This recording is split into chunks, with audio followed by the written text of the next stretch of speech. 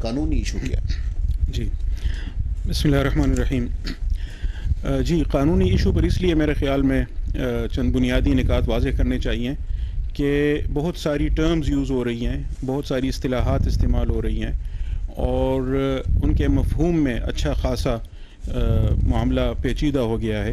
اس وجہ سے میں ابتدا میں 3 نکات ذکر کروں گا کہ یہ جو ٹرانسجینڈر ایکٹ بنا ہے, یعنی transgender persons protection of rights act 2018, تو جو ٹرانسجینڈر کی اصطلاح ہے یہ کہاں سے آئی اور اس کی بنیاد میں کیا چیزیں ہیں. تو 3 پوائنٹس ہیں بیسیکلی. ایک ہے یہ پوائنٹ کہ یہ قانون بنا اس تصور پر ہے کہ سیکس اور جینڈر یعنی جنس اور صنف میں فرق ہے. یعنی روایتی طور پر عام طور پر ہمارے معاشرے میں اب تک اور باقی دنیا میں بھی یعنی یہی سمجھا جاتا رہا ہے کہ جنس میں اور صنف میں کوئی فرق نہیں, مرد عورت جنس بھی ہے اور صنف بھی ہے.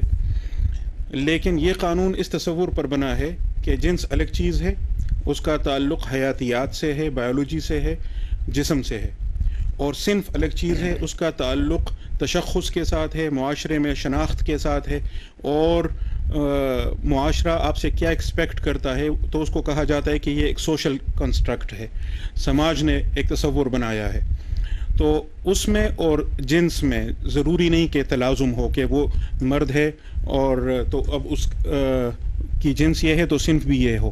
تو ایک تو یہ بنیادی بات ہے. اس کو ذرا مزید ایکسپلین کرتے ہیں, یہ تو ایک علمی سی بات ہو گئی. جی, یعنی کیا یہ قانون صرف خواجہ سراؤں کے لیے ہے یا یہ قانون پاکستان کے ہر شہری کے لیے ہے؟ جی, جو بھی اٹھ کر جائے گا وہ اس کے تحت جو بھی پروسیجر ہے اس میں وہ اپنی شناخت بدل سکے گا, یا یہ خالصتاً صرف ایک کمیونٹی کے لیے ہے اور بلا وجہ شور اٹھ رہا ہے اس کے اوپر کہ یہ, یعنی اگر یہ ایک کمیونٹی کے لیے ہے تو پھر اس کو فحاشی کا عنوان کیسے بنایا جائے؟ اگر یہ ایک کمیونٹی کے لیے تو پھر اس سے مسلمانوں کے خاندانی نظام کو کیسے خطرے میں لکھا جا رہا ہے؟ یہ چیز سمجھ میں نہیں آ رہی ہے, ذرا یہ سمجھا دیں. بالکل. اسی لیے میں کہہ رہا تھا کہ یہ 3 پوائنٹس میں اکٹھے بیان کروں تو اس سوال کا جواب آسان ہو جاتا ہے. ٹھیک ہے. ایک یہ کہ جنس اور صنف میں فرق ہے, دوسرا یہ کہ جنس کا تعلق وہ بایولوجی کے ساتھ ہے جبکہ صنف کا تعلق وہ بندے کے ذاتی احساس کے ساتھ ہے.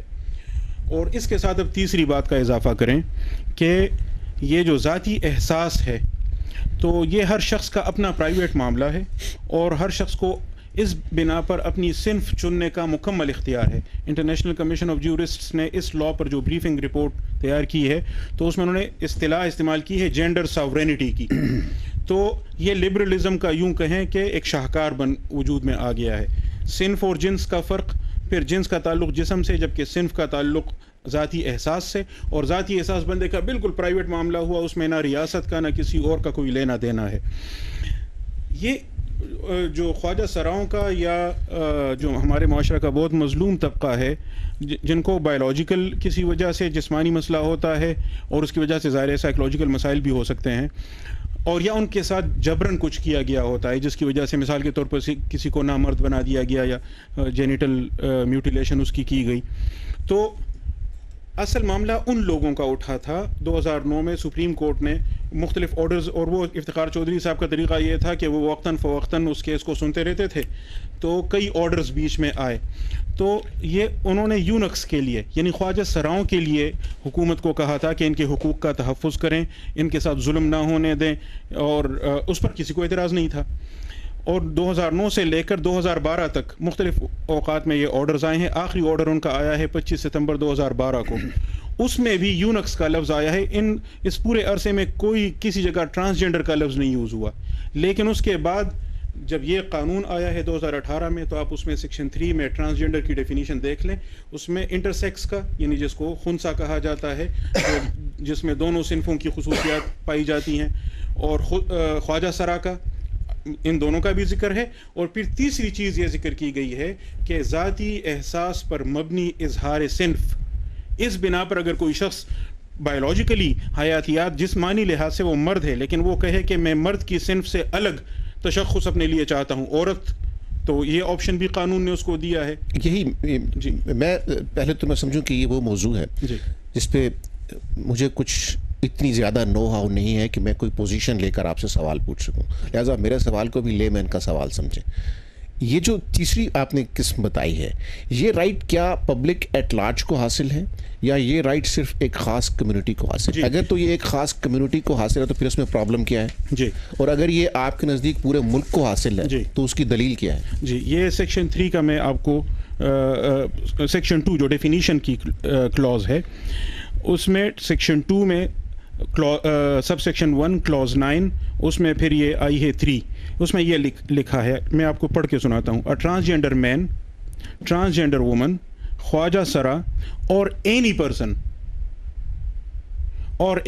whose gender identity or gender expression differs from the social norms and cultural expectations based on the sex they were assigned at the time of their birth. تو کیا اس تعریف میں جی اس آخری قسم کو اسی ٹرانسجینڈر کی کمیونٹی کے ساتھ ریلیٹ نہیں کیا جاتا؟ نہیں، اس میں اگر یہ کہا گیا ہوتا اینڈ تو اس کو بھی ایجسڈم جنرس کا جو اصول ہوتا ہے کہ word is known by the company it keeps, لیکن یہاں چونکہ اس کو بالکل جنرلائز کر دیا گیا ہے، خواجہ سرا بھی یہ کر سکتا ہے، ٹرانسجینڈر وومن بھی کر سکتی ہے، ٹرانسجینڈر مین بھی کر سکتا ہے، اور اینی پرسن جس کا اپنے بارے میں یہ خیال ہے کہ اس کا صنفی تشخص یا اس کی صنفی شناخت اس کی پیدائش پر دیے گئے جنس سے مختلف ہے، تو کوئی بھی شخص، تو اس کا مطلب ہے دس از بلینک چیک، یہ تو پوری قوم کو یہ حق دے دیا گیا ہے کہ کوئی بھی شخص جو یہ سمجھتا ہے یا سمجھتی ہے. پھر یہی سوال ہے مجھے سینیٹر صاحب کی طرف بھی جانا ہے کہ کیا یہ جو آخری قسم ہے اینی پرسن آپ کہہ رہے ہیں، کہیں اس قانون میں یہ تو نہیں ہے کہ جتنے بھی لوگوں کا ذکر آئے گا وہ اسی کمیونٹی کے ہوں گے،